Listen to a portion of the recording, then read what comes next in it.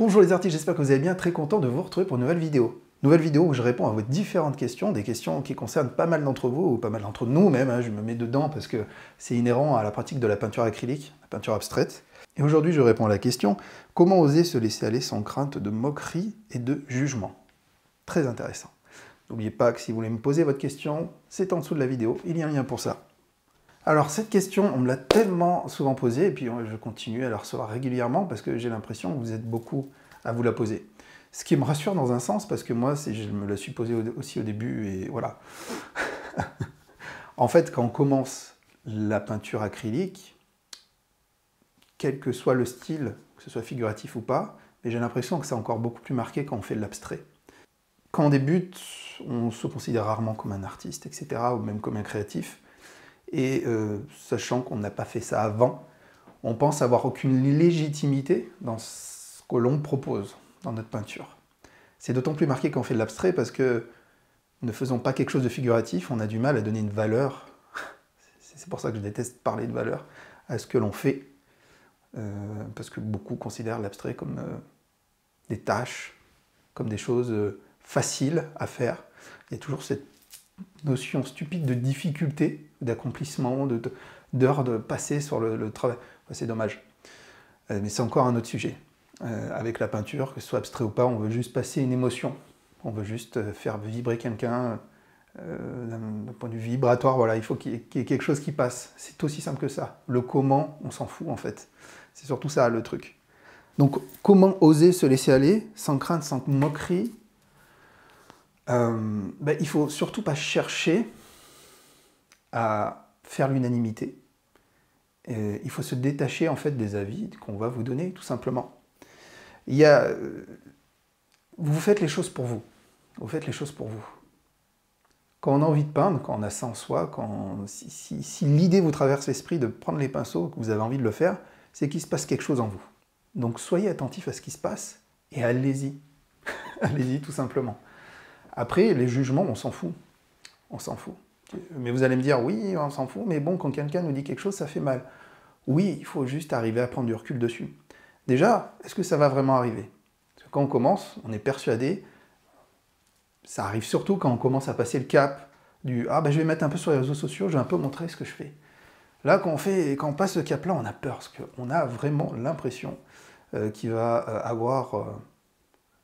que vous allez vous faire flageller, qu'il va y avoir une avalanche de commentaires négatifs de gens qui vont détruire ce que vous faites, vous insulter, dire que ce que vous faites c'est n'importe quoi, des tâches, et que vous feriez mieux de faire autre chose. Ça, en fait, c'est vous-même qui pensez que ça va se passer comme ça. Mais ça ne va pas se passer comme ça. Déjà, ce qu'il faut savoir, c'est que la plupart du temps, au début, quand vous partagez aux amis, à la famille, sur les réseaux sociaux, c'est surtout votre cercle familial qui est autour de vous. Donc ils sont en théorie, je dis bien en théorie, bienveillants. Donc, vous n'êtes pas censé avoir des commentaires négatifs. Si après vous commencez à avoir une visibilité, vous verrez que si de temps en temps il y a un commentaire négatif, c'est généralement des gens qui ne cherchent pas forcément à comprendre et qui vont tout de suite juger de façon négative et qui sont dans le confort de leur petit clavier, genre on ne me verra pas. La jalousie aussi. Alors, la jalousie, je ne vous en parle même pas. Mais bon, il faut se détacher de ça en fait. Plus vous allez rester sur le jugement, sur ce que se passe, sur ce que disent les gens, plus ça va vous tenir à cœur, plus vous allez donner de l'importance à ça, et moins vous avancerez, moins vous vous écouterez. Il faut comprendre une bonne fois pour toutes que vous ne faites pas les choses pour les autres, vous le faites pour vous. Si vous le faites pour les autres, en parlant de peinture, là c'est qu'il y a un sérieux problème. Vous ne serez jamais raccord avec votre propre créativité. Donc pour ça, il faut un peu débrancher le cerveau et arrêter de réfléchir. Ça peut paraître stupide, mais regardez, par exemple, je donne souvent cet exemple. Ce qu'il faut comprendre, c'est que dans le cerveau, on a deux hémisphères. L'hémisphère gauche et l'hémisphère droit. L'hémisphère gauche, on est plus justement sur tout ce qui est l'analyse, tout ce qui est mathématique, tout ce qui est calcul, etc. La partie droite, on est vraiment plus, je vulgarise, sur la créativité, sur tout ce qui est sur la musique, les arts, etc. Et justement, ce qu'on veut, nous, notre créativité. Plus vous débranchez la partie gauche quand vous peignez, plus vous laissez la droite s'exprimer, et moins il y aura de barrières. Et vous allez vous lâcher et faire des choses géniales. Donc, Arrêtez de réfléchir, arrêtez de vous dire « Oh là là, ce tableau ». Si vous mettez de la pression dès le début en sortant une toile en disant « Oh là là, mais quand il va être fini ce tableau, si je vais le montrer, Certains sont comme ça. Avant même de commencer, ils ont honte de prendre les pinceaux et d'y aller. Faut arrêter. Moi, au début, c'était ça. Donc, quand j'ai passé ce cap, j'ai commencé à peindre pour moi. Et je me suis dit, par contre, je ne le montrerai jamais. Je le mets derrière mon canapé. Jusqu'au jour, j'ai un ami qui est tombé dessus. Et là, il s'est passé un truc dans la tête. Une angoisse, mais quelque chose d'incroyable. Je dis non, non, non, non, non, non, non, non. Il me dit, c'est quoi ça? Je fais non, non, non, non, non, non, c'est rien, c'est rien. Et puis, il a insisté, bien sûr. C'était mon meilleur ami qui était tombé dessus à l'époque. Et donc, je lui dis, mais c'est moi. Et là, il me fait, mais c'est pas mal ce que tu fais. Puis, il montre le tableau.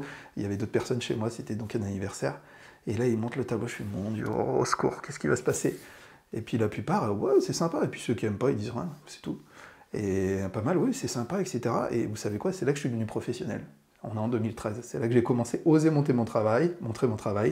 Et j'ai vu qu'effectivement, il y avait quelque chose à faire. Et donc j'y suis allé. Voilà, tout simplement. Aujourd'hui, mes tableaux, je les montre, il n'y a aucun souci. J'en ai vendu plus de 600.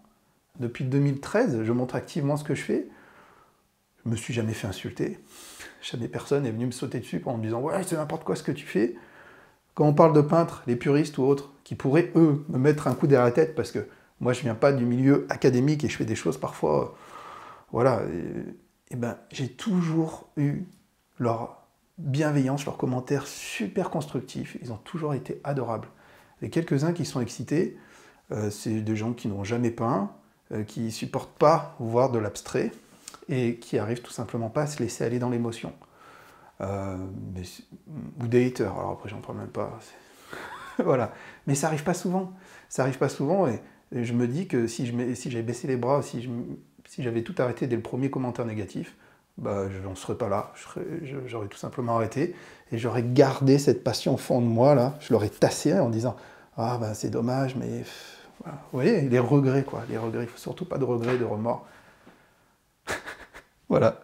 Donc désolé, j'en parle comme ça, c'est un fait que vous voyez, j'écris pas mes vidéos, je prépare pas parce que je préfère vous dire, comme si j'étais à côté de vous, ce que j'ai sur le cœur et quel est mon sujet, quelle est ma façon de voir les choses à ce sujet. Donc, pour résumer, arrêtez.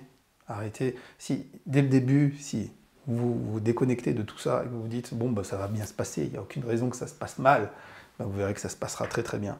Et que c'est là justement que vous allez faire exploser votre créativité, que vous irez beaucoup plus loin dans ce que vous faites.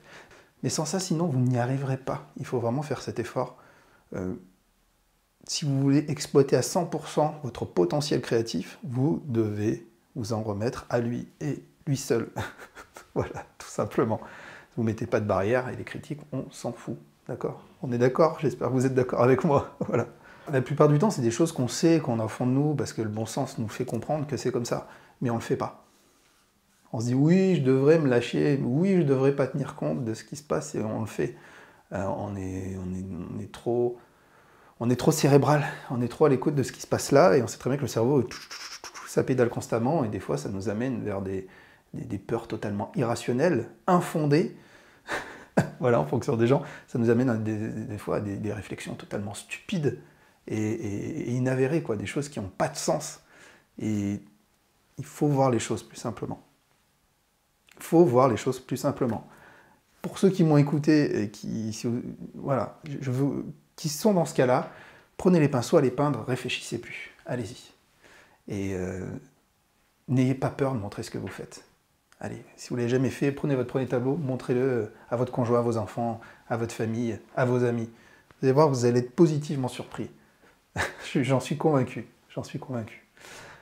Voilà. Mettez-moi vos petits commentaires en témoignage, me dire ce que vous pensez de ce que je viens de dire. Est-ce que vous avez peut-être des petites histoires par rapport à ça? J'en suis convaincu. Je suis convaincu que vous avez des témoignages super intéressants à nous mettre sur justement cette problématique-là.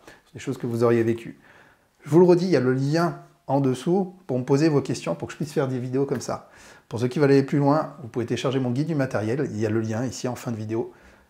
Guide du matériel, c'est bien entendu gratuit. Il y a des mails de conseils. Et il y a un cours aussi entier de plus d'1h30 qui est totalement gratuit. Voilà, je vous remercie d'avoir regardé cette vidéo. J'attends tous vos messages et moi je vous dis à très bientôt pour une autre vidéo. Ciao, ciao les amis.